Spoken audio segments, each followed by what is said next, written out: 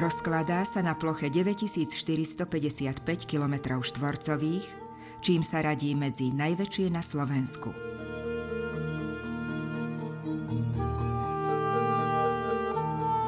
Má vyše 660 000 obyvateľov, ktorí žijú prevažne v obciach a 24 mestách. Má zádumčivé doliny aj vysoké hory, pokojné plesá aj divoké potoky. Krásna, ešte vždy zachovaná príroda určite patrí medzi základné a najvýstižnejšie charakteristiky kraja, ležiaceho v strede Slovenska.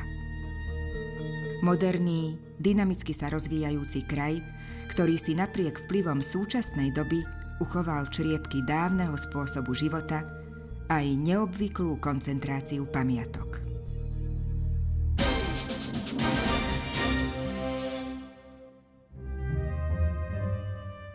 Postavili ho nad sútokom Hrona a Slatiny na mieste ešte staršieho hradiska. Prvá písomná zmienka o ňom sa nachádza v anonymovej kronike a pochádza z 12. storočia. Pustý hrad. Postavili ho ako vojenskú a obrannú pevnosť. Jeho posádky chránili najmä dôležitú obchodnú cestu, ktorá dostala meno Via Magna a viedla z južných oblastí až k Baltickému moru. Pustý hrad bol kráľovským hradom a uhorskí panovníci sem veľmi radi chodievali, najmä na poľovačky. Stal sa centrom hospodárskej, vojenskej a politickej moci celej oblasti. Sídlila tu správa rozsiahlej zvolenskej župy a medzi jeho najtajomnejších obyvateľov patril aj legendami opradený zvolenský župan magister rytier Donč.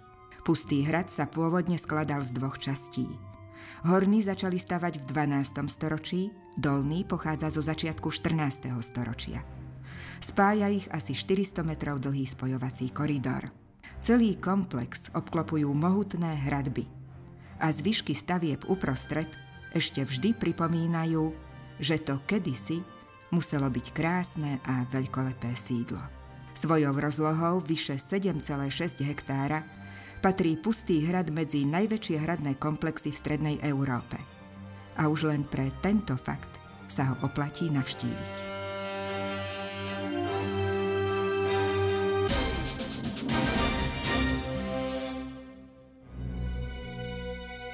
Prvá písomná zmienka o benediktínskom opáctve pochádza z roku 1075 a kráľ Gejza I v tejto listine udeľuje už existujúcemu kláštoru nové majetkové práva.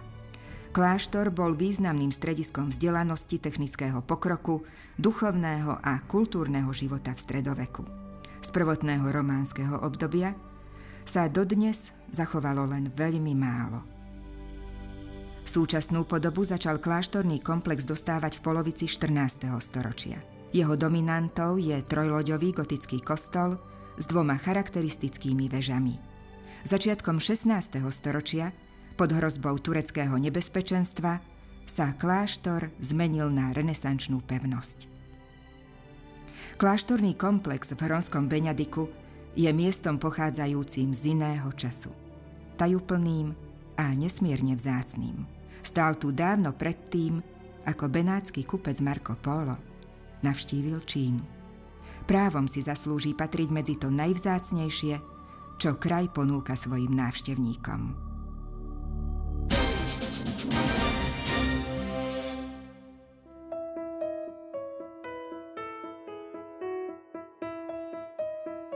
Medzi najkrajšie miesta určite patrí okolie Čierneho Hrona. Od nepamäti živili podstatnú časť obyvateľov tejto oblasti bohaté lesy.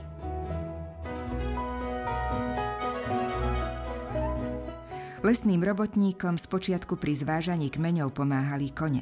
Neskôr sa dolinami od Cihly až po Dobrožský prales začal ozývať hvist píšťalky úzkokoľajnej železničky. Dostavali ju v roku 1908 a v časoch najväčšieho rozmachu dĺžka jej tratí dosahovala 132 kilometrov. Lokomotívu, ktorá vyzerala len ako detská hračka, poháňala para.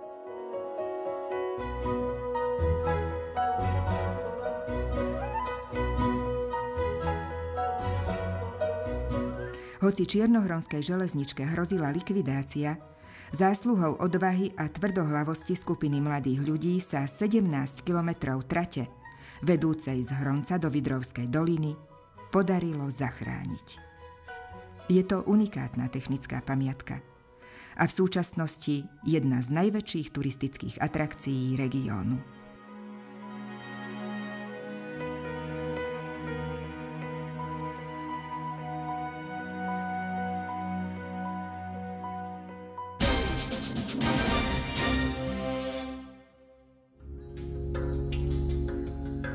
Ovplyvňovalo osudy ľudí aj celých civilizácií.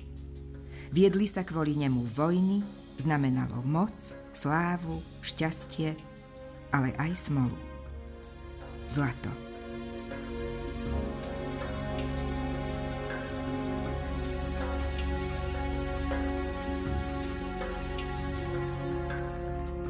Bohaté náleziská zlata a striebra spôsobili, že sa v tomto kúte Slovenska začal ošiaľ, ktorý pretrval stovky rokov. Odštartoval ho vraj malý pastier, ktorý v Štiavnických vrchoch pásol ovce. Zrazu zbadal dve jašteričky, ktorým sa na chrbtoch zaligotal zlatý a strieborný prach. Dnes už nikto nevie, či sa náleziská drahých kovov v okolí Banskej Štiavnice podarilo nájsť práve takýmto spôsobom. Isté však je, že mestu prinieslo nezvyčajné bohatstvo a slávu. Dodnes si uchovalo zvláštnu atmosféru, ktorá do uličiek s renesančnými alebo barokovými pamiatkami láka každoročne tisícky návštevníkov.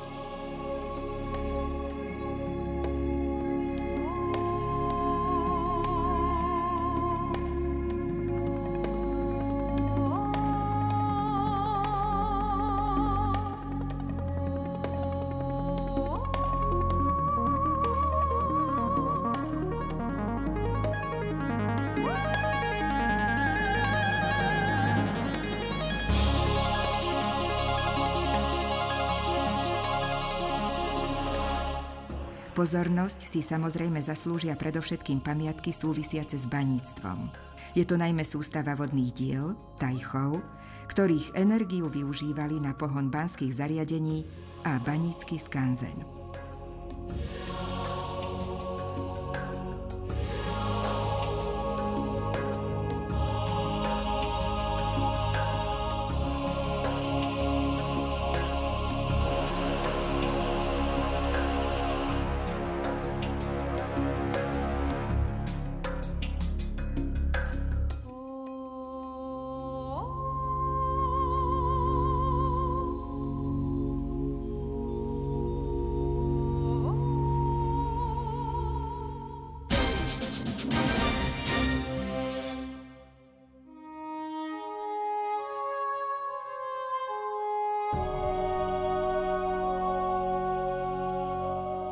Kvôli náleziskám medenej rudy obsahujúcej striebro bola kedysi známa nielen v Európe. Údajne aj Krištof Kolumbus mal pri objavovaní Ameriky na palube svojich lodí medené prúty, ktoré pochádzali zo Španej doliny.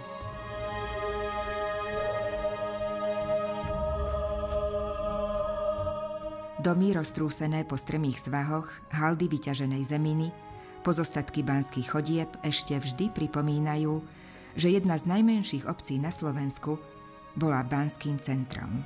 Vzácna ruda sa tu ťažila niekoľko storočí. Množstvo medí a striebra výrazne prispelo k tomu, že z neďalekej Banskej Bystrice sa stalo jedno z najmocnejších stredovekých banských miest. Čarovnú atmosféru čias dávno minulých umocňuje dodnes aj charakteristický klepot paličiek, pomocou ktorých ženy baníkov kedysi paličkovali vzácne čipky.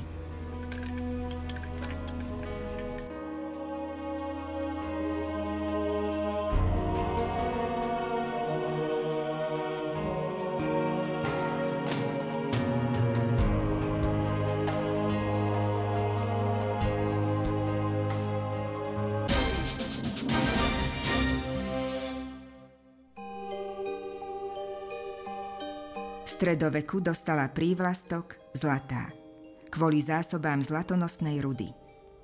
Význam Kremnice ešte stúpol, keď získala právo prevádzkovať mincovňu. Založili ju minciari z Kutnej Hory, ktorí sem prišli na pozvanie kráľa. Spočiatku v nej razili groše, neskôr zlaté dukáty a strieborné denáre. Najslávnejšie obdobie kremnickej mincovne sa spája s používaním balanciéra, raziaceho vretenového stroja, ktorý zaviedli do výroby začiatkom 18. storočia.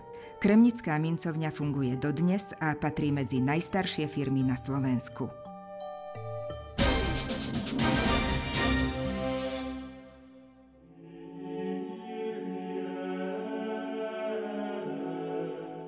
Stavať ho začali 23. októbra 1725 podľa prísnych pravidiel, artikúl, ktoré prijali na Šopronskom sneme v roku 1681.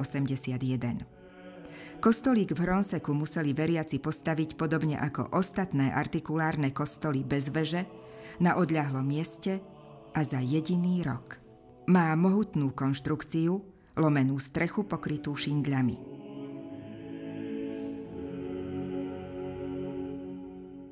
Zaujímavosťou je kolekcia obrazov, ktoré pravidelne vymieňajú na oltári podľa jednotlivých období cirkevného roku. Súčasťou areálu kostolíka je aj drevená zvonica. Postavili ju mimo kostola a v jej vnútorných priestoroch sa nachádzajú 3 zvony. Kostol v Hronseku pôsobí na tých, ktorí ho vidia po prvýkrát, ako umelecké dielo vyrezané z jedného kusa dreva. Postavili ho na základe odvahy, viery a húževnatosti a je natoľko krásny, že ho môže pokojne obdivovať celý svet. 7 divov Banskobystrického samosprávneho kraja, ktoré sme vám ukázali, si vo verejnej ankete vybrali obyvatelia tohto regiónu.